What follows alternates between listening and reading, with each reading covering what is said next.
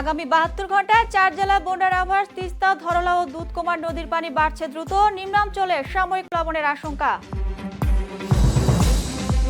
Malaysia ও চীন সফরে যাচ্ছেন প্রধানমন্ত্রী। শ্রম বাজার থাকবে মূল অগ্রাধিকার। ১৫ থেকে ১৭টি চুক্তির সম্ভাবনা।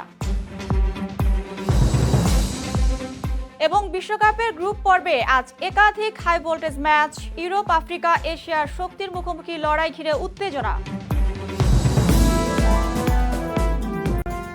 আমন্ত্রণ চ্যানেলের সারাদিনের সব কথায়। সাথে আছি আমি নার্গিস সুলতানা বর্ষা। শুনছিলেন শিরোনাম, এবার বিস্তারিত।